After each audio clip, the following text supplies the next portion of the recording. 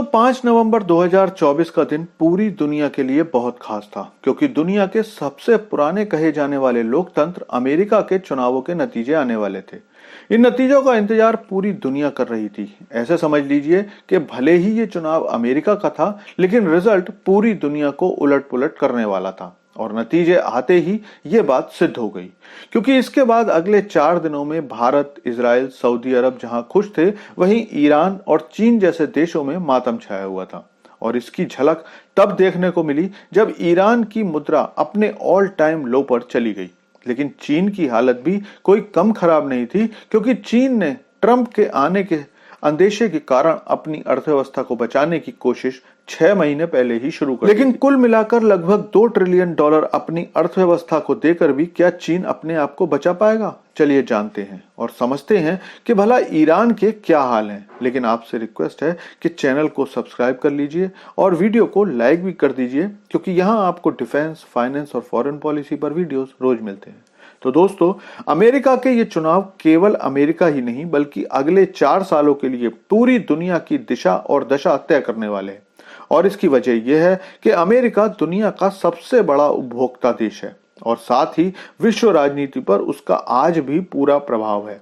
और ये बात सब जानते हैं कि ट्रंप की नीतियों ने ईरान और चीन सबसे ज्यादा घबराहट में रहते हैं। खास बात यह है कि ईरानी सरकार और ईरानी जनता इस बात को अच्छे से समझती भी है कि ट्रंप के ओथ लेते ही ट्रंप सबसे पहले ईरान के पेच कसने वाले। इसी डर से ईरानी मुद्रा का बैंड बाजा बजना शुरू हो गया है। दरअसल जैसे ही ये बात पक्के तौर पर सामने आई कि ट्रंप अब अगले राष्ट्रपति बनने वाले हैं, ईरानी मुद्रा अपने ऑल टाइम लो पर पहुंच गई। 6 नवंबर को ईरानी रियाल की कीमत $1 के मुकाबले 7 लाख रियाल से भी ज्यादा पर पहुंच गई। पिछली 2 बारों में ईरानी रियाल में गिरावट 2015 में आई थी, जब ईरान का अमेरिका से परमाणु समझौता हुआ था।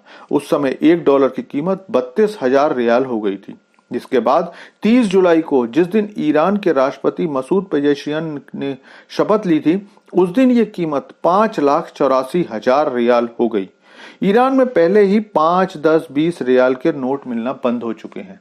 वहां 50,000 और 1 लाख रियाल के नोट होते हैं और अब लगता है कि ईरान जल्दी ही 10 लाख और 1 करोड़ रियाल का नोट भी छापना शुरू करने वाला है।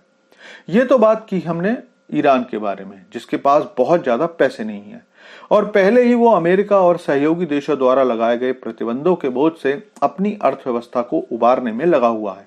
लेकिन दुनिया का दूसरा शक्तिशाली कहे जाने वाला देश चीन तो और भी बुरे हालातों में है।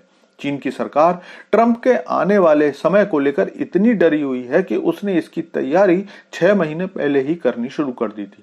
दरअसल कोई एक देश जिसके बारे में डोनाल्ड ट्रंप ने सबसे ज्यादा बयान दिए हैं, वो चीन ही है।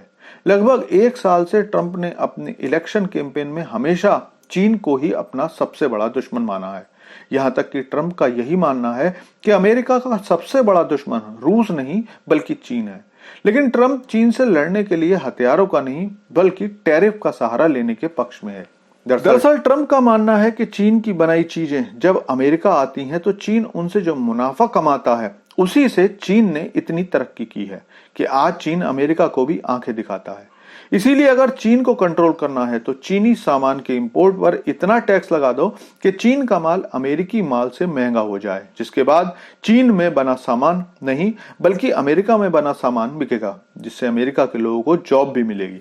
इसीलिए ट्रंप के पिछले कार्यकाल में अमेरिका ने चीन को दिन में तारे दिखा दिए थे और इस बार अमेरिकी वोटर की हवा को पहचानते हुए चीन ने 6 महीने पहले ही अपनी कंपनियों को $600 बिलियन का पैकेज दे दिया, जिससे कि ऐसी कंपनियां जो मंदी के कारण बंद होने के कगार पर हैं, वो अपने हालात सही कर सकें।